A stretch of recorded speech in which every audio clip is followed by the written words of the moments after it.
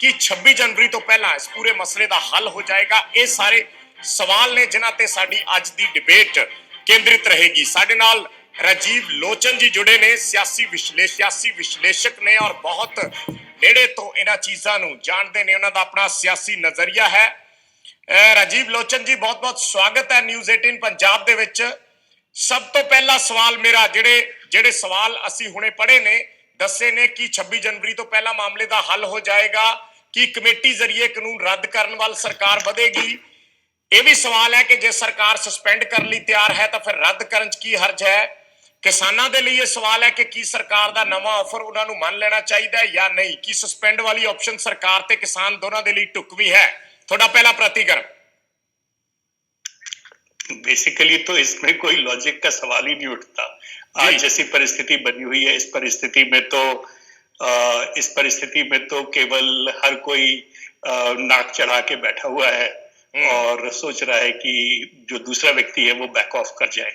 तो इसमें ये नहीं कहा जा सकता कि 26 तारीख के पहले किसान आंदोलन वापस लेंगे। ये भी नहीं कहा जा सकता कि आंदोलन वापस नहीं लेंगे। सरकार अब कानून को रिपील कर दे, इसमें भी कोई तुक नहीं है। सरकार कानून को 1.5 साल के लिए मुलतवी कर दे, इसमें भी कोई तुक नहीं है। बेसिकली अजीब सी लड़ाई चल रही है और हम केवल इसे देख सकते हैं और ये समझ सकते हैं कि दोनों पक्ष, किसान भी और सरकार भी, अपने अपने रवैये पे अडिग हैं। देखते हैं किसको पहले समझ आती है कि उनका जो पोजीशन है वो मीनिंगलेस है। लोचन जी, जब से ये प्रोटेस्ट चल रहा है तब से पल पल जो घटनाक्रम है वो बदलते रहे हैं। बहुत सरकार ने ऑफर भी दिए और धीरे धीरे एक एक कदम आगे सरकार चली है और किसान अपनी बात पे अड़िग हैं कि कानून रद्द ही होने चाहिए। हालांकि आज उनकी मीटिंग चल रही है अभी, और जो भी अपडेट उसमें आएगी वो भी हम इसी डिबेट के दौरान बताएंगे कि क्या बातचीत होती है। वैसे आप एक विश्लेषक के तौर पर, निजी तौर पर क्या समझते हैं, क्योंकि पहले ऐसे सुझाव आए थे कई जो एक्सपर्ट्स हैं उनकी तरफ से कि अगर सरकार इनको बिल्कुल रद्द नहीं करती है तो एक बार इनको लंबे समय के लिए सस्पेंड कर दिया जाए और उसके बाद किसानों के साथ आराम से बैठकर बातचीत करें। तो आप निजी तौर पर इसको कैसे देखते हैं? देखिए, इसमें किसानों से बातचीत करने का तो सवाल ही नहीं उठता, क्योंकि जो किसान है वो अभी थोड़े से बहके हुए हैं, थोड़े से डरे हुए हैं और उनसे एकदम से बात कर लेने में, उनको समझाने में कोई बहुत उससे कोई नतीजा नहीं निकलने वाला। इन्हें थोड़ा सा समय देना पड़ेगा कि अपनी एनर्जीज एग्जॉस्ट कर लें, फिर शायद ये बात करने के लिए तैयार हो जाएंगे। हाँ, ये जरूर है कि किसानों के बहुत सारे जो नेता हैं वो बड़े गैर जिम्मेवाराना तरीके से बर्ताव करते आ रहे हैं पिछले समय से, जहां की वो किसानों को बार बार ये समझाने की कोशिश करते हैं कि इन कानूनों से किसानों का नुकसान होगा। जहां तक मेरी समझ है, किसानों का इसमें कोई नुकसान नहीं होगा। इन कानूनों से किसानों को शायद फायदा ही हो। हाँ, ये जरूर है कि जैसा कि मैंने अपनी जो प्रताप सिंह कैरो वाली किताब लिखी थी उसमें मैंने एक छोटे से वाक्य का जिक्र किया है कि जब 1961 में एपीएमसी लॉज आए थे तब भी इसी तरह का विरोध हुआ था।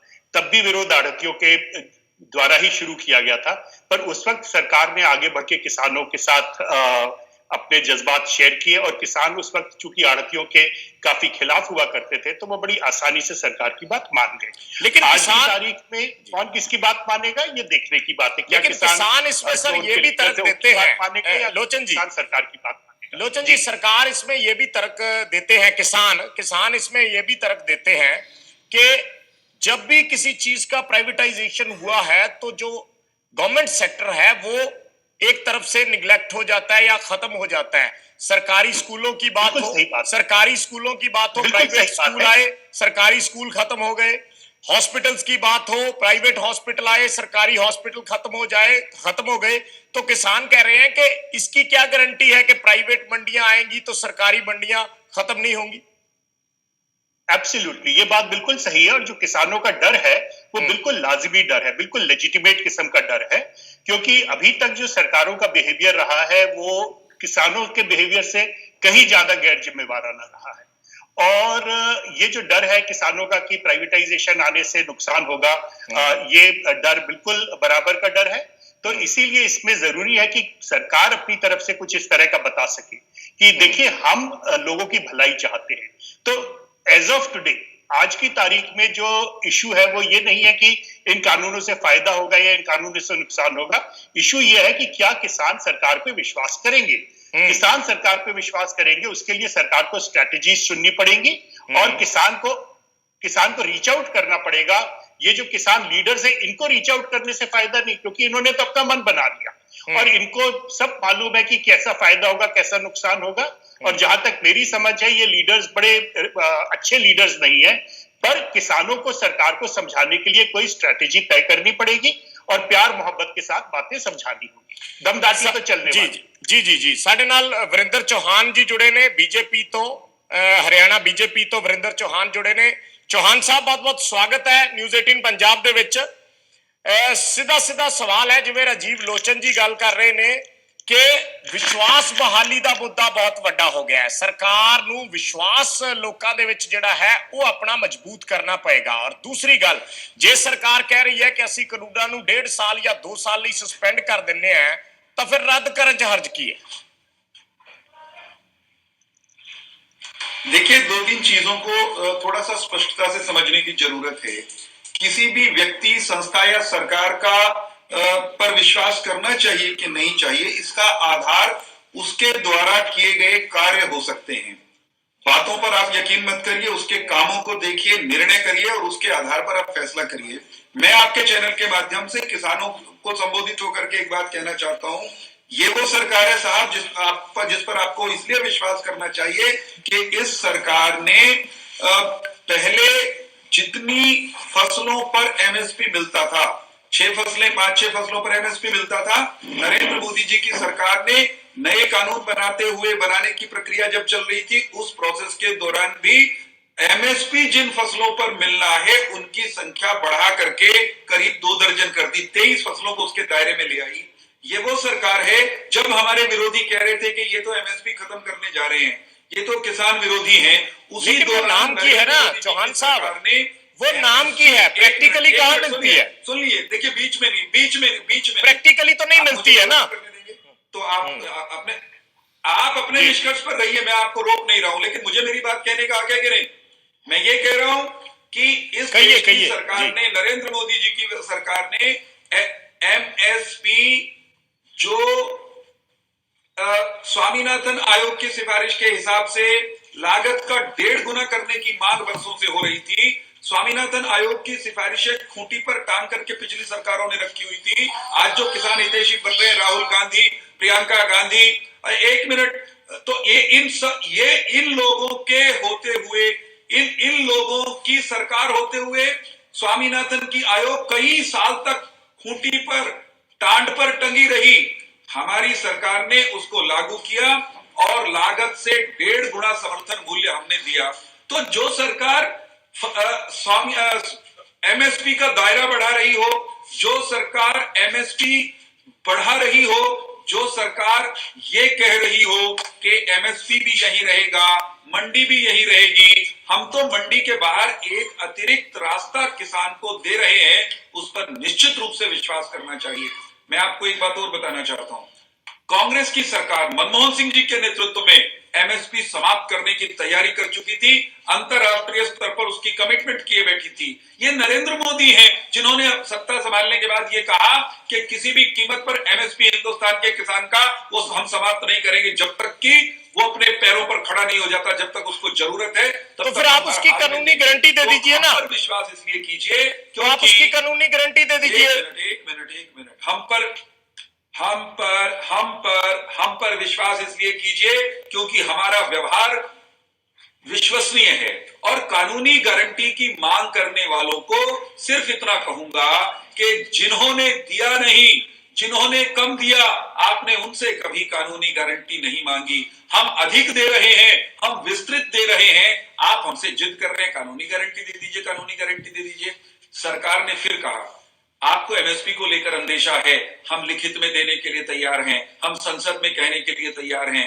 भ्रम फैलाए गए हैं, पंजाब के किसान को गुमराह किया गया ये कह करके कि ਤੁਹਾਡੀ ਜ਼ਮੀਨਾਂ ਤੇ गईयां, मोदी ने ਤੁਹਾਡੀ ਜ਼ਮੀਨਾਂ अदानी ਤੇ अंबानी ਨੂੰ दे ਦਿੱਤੀਆਂ ਨੇ।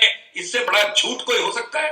जो लोग इस तरह का भ्रम फैलाकर किसानों को सिंघू बॉर्डर पर बिठाए हुए हैं और उनको आत्महत्या करने के लिए मजबूर कर रहे हैं, उन पापात्माओं को आपके चैनल के माध्यम से कहना चाहता हूं कि किसान के कंधे पर रख करके राजनीति की बंदूकें चलाना बंद करें, रोटियां सेकना बंद करें। हम किसान और एक चलो अब तो जो मामला है वो बिल्कुल नजदीक आ चुका है। मैं चौहान साहब दोबारा आपके पास आऊंगा। हमारे रिपोर्टर जुड़े हुए हैं, रोहित जुड़े हुए हैं हमारे साथ। किसानां दी बैठक चल रही है। रोहित, की बैठक दे विच की गलबात हो रही है? किसान किस तरीके दा उस ते विचार चर्चा कर रहे ने, चिंतन मंथन कर रहे ने? कुछ अपडेट अंदरों निकल के आई होवे?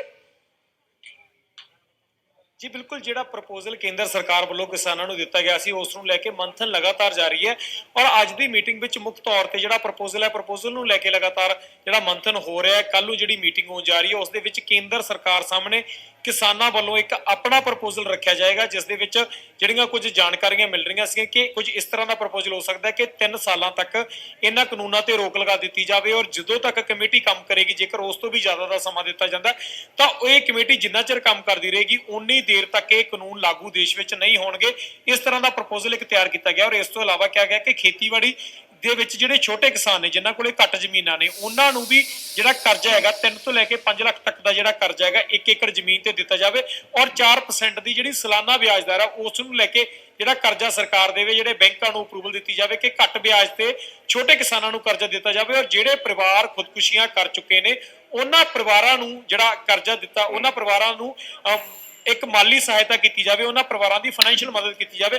ਕੁਝ ਇਸ ਤਰ੍ਹਾਂ ਦੇ ਪ੍ਰਪੋਜ਼ਲ ਕੀਤੇ ਜਾਣ ਔਰ ਵੱਡੀ ਗੱਲ ਇਹ ਹੈ ਕਿ ਅੱਜ ਜਿੰਨੇ ਵੀ ਸਿੰਘੂ ਬਾਰਡਰ ਤੇ ਟਰਾਲੀਆਂ ਰੁਕੀਆਂ ਹੋਈਆਂ ਨੇ ਵਿਜੇ, ਸਾਰੀਆਂ ਟਰਾਲੀਆਂ ਦੇ ਵਿੱਚ ਇੱਕ ਰੈਂਡਮ ਸਰਵੇ ਕੀਤਾ ਗਿਆ ਕਿ ਲੋਕ ਇਸ ਅੰਦੋਲਨ ਬਾਰੇ ਕੀ ਸੋਚ ਰਹੇ ਨੇ, ਲੋਕ ਕੀ ਚਾਹੁੰਦੇ ਨੇ, ਲੋਕਾਂ ਨੂੰ ਕਿੱਦਾਂ ਲੱਗ ਰਿਹਾ ਕਿ ਕੀ ਅੰਦੋਲਨ ਨੂੰ ਹੋਰ ਅੱਗੇ ਵਧਾਉਣਾ ਚਾਹੀਦਾ ਜਾਂ ਸਰਕਾਰ ਦੀਆਂ ਇਹ ਮੰਗਾਂ ਨੂੰ ਉਹ ਕਿਸ ਤਰ੍ਹਾਂ ਦੇਖ ਰਹੇ ਨੇ। ਕਿਤੇ ਨਾ ਕਿਤੇ ਇਨਡਾਇਰੈਕਟ ਤਰੀਕੇ ਨਾਲ ਲੋਕਾਂ ਦੀ ਵੀ ਰਾਏ ਜਾਣਨ ਦੀ ਕੋਸ਼ਿਸ਼ ਕੀਤੀ ਜਾ ਰਹੀ ਹੈ ਕਿ ਕੱਲ ਨੂੰ ਸਾਰੀ ਜ਼ਿੰਮੇਵਾਰੀ ਕਿਸਾਨ ਆਗੂਆਂ ਤੇ ਨਾ ਆਵੇ ਕਿਉਂਕਿ ਕਿਸਾਨ ਆਗੂ ਜਿਹੜੇ ਫੈਸਲੇ ਲੈਂਦੇ ਨੇ ਉਹ ਲੋਕਾਂ ਦੇ ਫੈਸਲੇ ਨੇ ਤਾਂ ਲੋਕ ਜਿਹੜੇ ਫੈਸਲੇ ਲੈ ਰਹੇ ਨੇ ਉਸ ਚੀਜ਼ ਨੂੰ ਲੈ ਕੇ ਇੱਕ ਪ੍ਰਪੋਜ਼ਲ ਤਿਆਰ ਕੀਤਾ ਜਾਏਗਾ ਔਰ ਉਹ ਪ੍ਰਪੋਜ਼ਲ ਕੇਂਦਰ ਸਰਕਾਰ ਸਾਹਮਣੇ ਰੱਖਿਆ ਜਾਏਗਾ। ਜੇਕਰ ਕੇਂਦਰ ਸਰਕਾਰ ਉਸ ਨੂੰ ਮੰਨਦੀ ਹੈ ਤਾਂ ਕਿਤੇ ਨਾ ਕਿਤੇ ਇੱਕ ਲੋਕ ਰਾਏ ਹੈ ਜਿਹੜੇ ਇੱਥੇ ਧਰਨੇ ਤੇ ਕਿਸਾਨ ਬੈਠੇ ਨੇ, ਟਰਾਲੀਆਂ ਦੇ ਵਿੱਚ ਕਿਸਾਨ ਬੈਠੇ ਨੇ, ਉਹਨਾਂ ਦੀ ਰਾਏ ਦੇ ਜ਼ਰੀਏ ਪ੍ਰਪੋਜ਼ਲ ਪਾਸ ਹੋਏਗਾ ਤਾਂ ਲੋਕਾਂ ਨੂੰ ਵੀ ਇਸ ਗੱਲ ਤੇ ਇਤਰਾਜ਼ ਨਹੀਂ ਹੋਏਗਾ ਕਿ ਜਿਹੜਾ ਪ੍ਰਪੋਜ਼ਲ ਸੀਗਾ ਉਹ ਉਹੀ ਪ੍ਰਪੋਜ਼ਲ ਹੈ ਜਿਹੜਾ ਅਸੀਂ ਐਕਸੈਪਟ ਕੀਤਾ ਸੀਗਾ।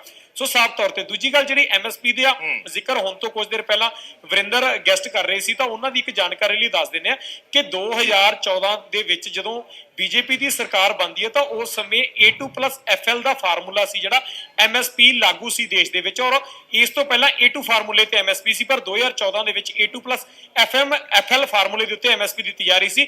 ਤਾਂ ਉਸ ਸਮੇਂ ਜਿਸ ਸਮੇਂ ਬੀਜੇਪੀ ਦੀ ਸਰਕਾਰ ਬਣੀ ਸੀ ਬੀਜੇਪੀ ਦੀ ਸਰਕਾਰ ਨੇ ਕਿਹਾ ਸੀ ਕਿ ਅਸੀਂ C2+50% ਦਾ ਜਿਹੜਾ ਫਾਰਮੂਲਾ ਉਸ ਤੇ ਜਾਵਾਂਗੇ ਪਰ ਦੇਸ਼ ਵਿੱਚ ਹਾਲੇ ਤੱਕ C2+50% ਦਾ ਫਾਰਮੂਲਾ ਨਹੀਂ ਲਾਗੂ ਕੀਤਾ ਗਿਆ। ਸਾਫ਼ ਤੌਰ ਤੇ A2+FL ਦਾ ਫਾਰਮੂਲਾ ਹੀ ਹੈ ਜਿਹੜਾ ਹਾਲੇ ਤੱਕ ਦੇਸ਼ ਵਿੱਚ ਚੱਲ ਰਿਹਾ। ਜੀ ਵਿਜੇ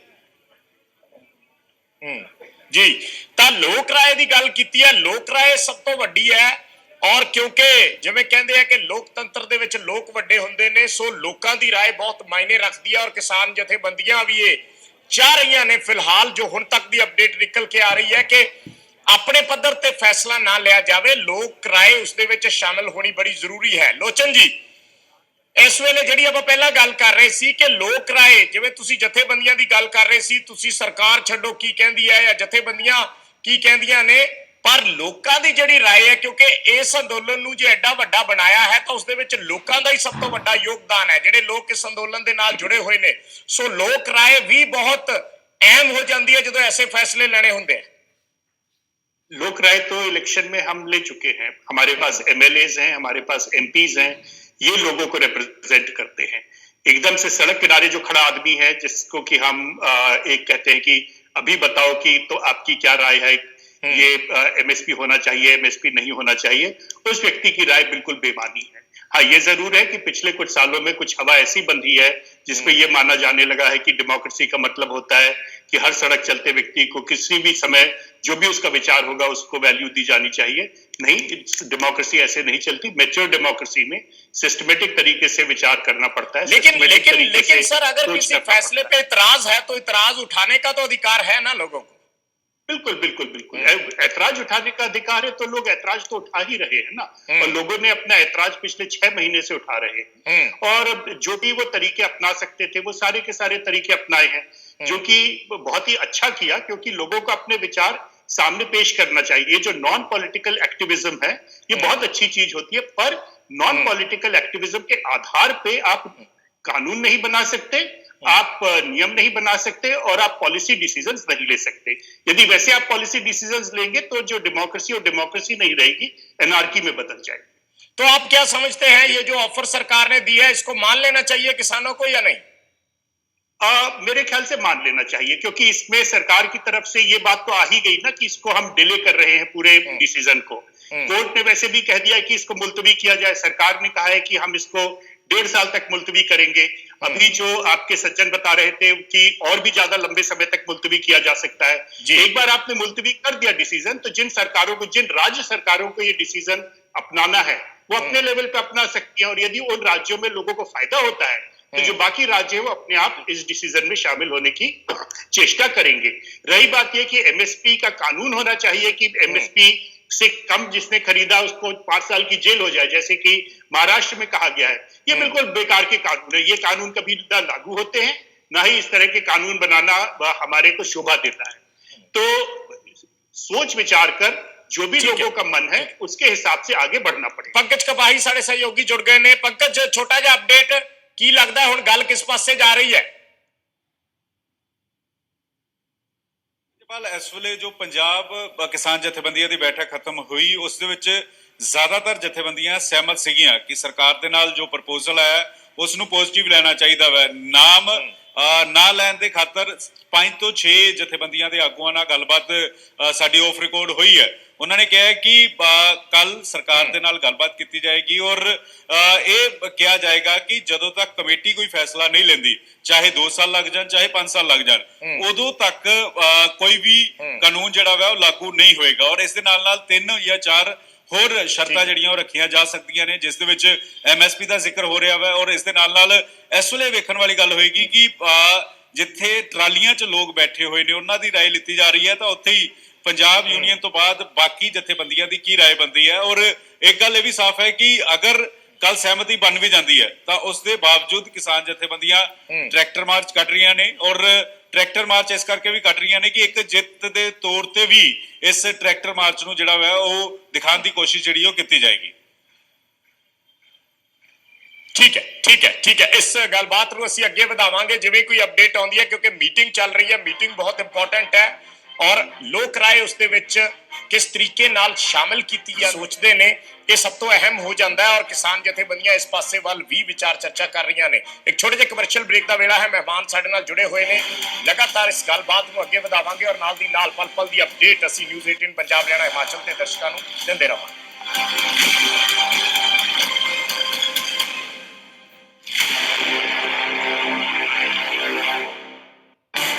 इस न्यूज हेडलाइंस के प्रायोजक पेट सफा आयुर्वेदिक जूस। पेट सफा हर रोग दफा।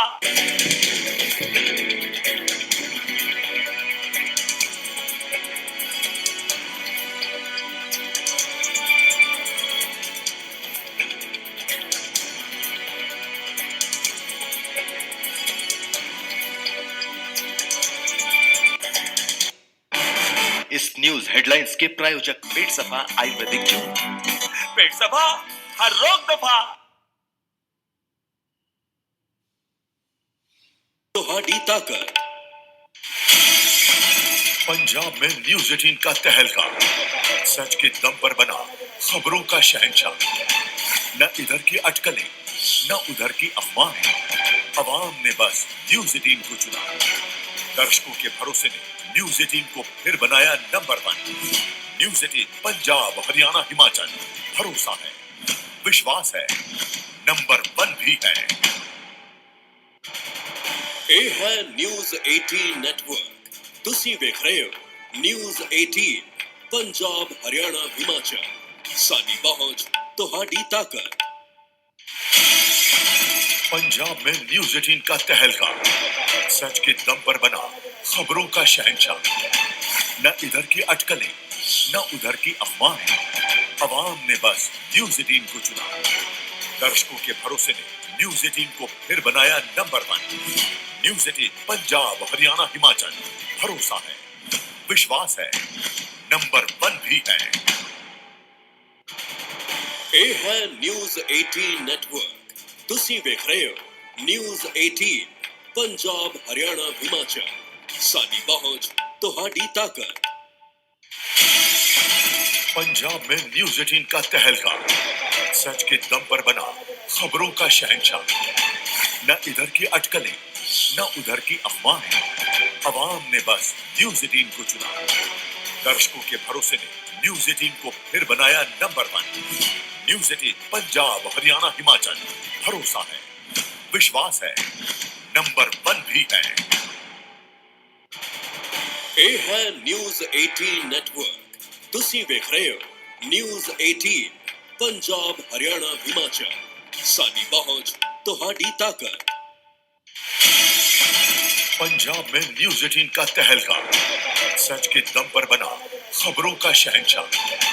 न इधर की अटकलें न उधर की अफवाहें, अवाम ने बस न्यूज 18 को चुना। दर्शकों के भरोसे ने न्यूज 18 को फिर बनाया नंबर 1। न्यूज 18 पंजाब हरियाणा हिमाचल, भरोसा है, विश्वास है, नंबर 1 भी है। ਇਹ ਹੈ ਨਿਊਜ਼ 18 ਨੈਟਵਰਕ। ਤੁਸੀਂ ਵੇਖ ਰਹੇ ਹੋ ਨਿਊਜ਼ 18 ਪੰਜਾਬ ਹਰਿਆਣਾ ਹਿਮਾਚਲ। ਸਾਡੀ ਪਹੁੰਚ ਤੁਹਾਡੀ ਤਾਕਤ। पंजाब में न्यूज 18 का तहलका, सच के दम पर बना खबरों का शहंशाह। न इधर की अटकलें न उधर की अफवाहें, अवाम ने बस न्यूज 18 को चुना। दर्शकों के भरोसे ने न्यूज 18 को फिर बनाया नंबर 1। न्यूज 18 पंजाब हरियाणा हिमाचल, भरोसा है, विश्वास है, नंबर 1 भी है। ਇਹ ਹੈ ਨਿਊਜ਼ 18 ਨੈਟਵਰਕ। ਤੁਸੀਂ ਵੇਖ ਰਹੇ ਹੋ ਨਿਊਜ਼ 18 ਪੰਜਾਬ ਹਰਿਆਣਾ ਹਿਮਾਚਲ। ਸਾਡੀ ਪਹੁੰਚ ਤੁਹਾਡੀ ਤਾਕਤ। पंजाब में न्यूज 18 का तहलका, सच के दम पर बना खबरों का शहंशाह। न इधर की अटकलें न उधर की अफवाहें, अवाम ने बस न्यूज 18 को चुना।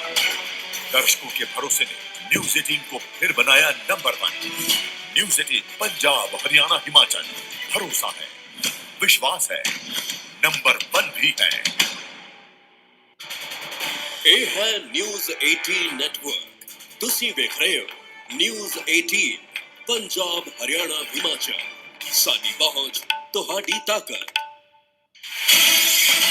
पंजाब में न्यूज 18 का तहलका, सच के दम पर बना खबरों का शहंशाह। न इधर की अटकलें न उधर की अफवाहें, अवाम ने बस न्यूज 18 को चुना। दर्शकों के भरोसे ने न्यूज 18 को फिर बनाया नंबर 1।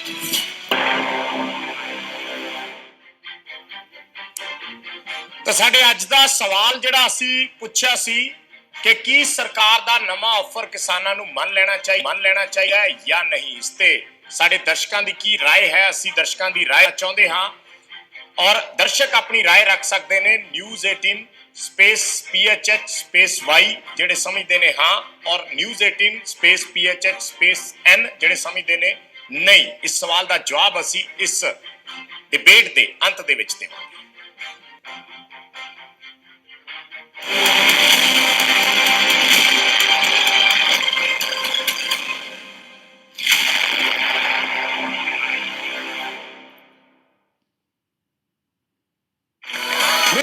ਹਿਮਾਚਲ। ਸਾਡੀ ਪਹੁੰਚ ਤੁਹਾਡੀ ਤਾਕਤ। पंजाब में न्यूज 18 का तहलका, सच के दम पर बना खबरों का शहंशाह। न इधर की अटकलें न उधर की अफवाहें, अवाम ने बस न्यूज 18 को चुना। दर्शकों as a mother I think आप बहुत ज़्यादा अवेयर रहते हो कि दूध में आप सबसे ने न्यूज 18 को फिर बनाया नंबर 1। न्यूज 18 पंजाब हरियाणा हिमाचल, भरोसा है, विश्वास है, नंबर 1 भी है। ਇਹ ਹੈ ਨਿਊਜ਼ 18 ਨੈਟਵਰਕ। ਤੁਸੀਂ ਵੇਖ ਰਹੇ ਹੋ ਨਿਊਜ਼ 18 ਪੰਜਾਬ ਹਰਿਆਣਾ ਹਿਮਾਚਲ। ਸਾਡੀ ਪਹੁੰਚ ਤੁਹਾਡੀ ਤਾਕਤ। पंजाब में न्यूज 18 का तहलका, सच के दम पर बना खबरों का शहंशाह। न इधर की अटकलें न उधर की अफवाहें, अवाम ने बस न्यूज 18 को चुना। दर्शकों के भरोसे ने न्यूज 18 को फिर बनाया नंबर 1। न्यूज 18 पंजाब, हरियाणा, हिमाचल, भरोसा है, विश्वास है, नंबर 1 भी है। ਇਹ ਹੈ ਨਿਊਜ਼ 18 ਨੈਟਵਰਕ। ਤੁਸੀਂ ਵੇਖ ਰਹੇ ਹੋ ਨਿਊਜ਼ 18 ਪੰਜਾਬ, ਹਰਿਆਣਾ, ਹਿਮਾਚਲ। ਸਾਡੀ ਪਹੁੰਚ, ਤੁਹਾਡੀ ਤਾਕਤ। पंजाब में न्यूज 18 का तहलका, सच के दम पर बना खबरों का शहंशाह। न इधर की अटकलें, न उधर की अफवाहें, अवाम ने बस न्यूज 18 को चुना। दर्शकों के भरोसे ने न्यूज 18 को फिर बनाया नंबर 1। न्यूज 18 पंजाब, हरियाणा, हिमाचल, भरोसा है, विश्वास है, नंबर 1 भी है। ਇਹ ਹੈ ਨਿਊਜ਼ 18 ਨੈਟਵਰਕ। ਤੁਸੀਂ ਵੇਖ ਰਹੇ ਹੋ ਨਿਊਜ਼ 18 ਪੰਜਾਬ, ਹਰਿਆਣਾ, ਹਿਮਾਚਲ। ਸਾਡੀ ਪਹੁੰਚ, ਤੁਹਾਡੀ ਤਾਕਤ। पंजाब में न्यूज 18 का तहलका, सच के दम पर बना खबरों का शहंशाह। न इधर की अटकलें, न उधर की अफवाहें, अवाम ने बस न्यूज 18 को चुना। दर्शकों के भरोसे ने न्यूज 18 को फिर बनाया नंबर 1। न्यूज 18 पंजाब, हरियाणा, हिमाचल, भरोसा है, विश्वास है, नंबर 1 भी है। ਇਹ ਹੈ ਨਿਊਜ਼ 18 ਨੈਟਵਰਕ। ਤੁਸੀਂ ਵੇਖ ਰਹੇ ਹੋ ਨਿਊਜ਼ 18 ਪੰਜਾਬ, ਹਰਿਆਣਾ, ਹਿਮਾਚਲ। ਸਾਡੀ ਪਹੁੰਚ, ਤੁਹਾਡੀ ਤਾਕਤ। पंजाब में न्यूज 18 का तहलका, सच के दम पर बना खबरों का शहंशाह। न इधर की अटकलें, न उधर की अफवाहें, अवाम ने बस न्यूज 18 को चुना। दर्शकों के भरोसे ने न्यूज 18 को फिर बनाया नंबर 1। न्यूज 18 पंजाब, हरियाणा, हिमाचल, भरोसा है, विश्वास है, नंबर 1 भी है।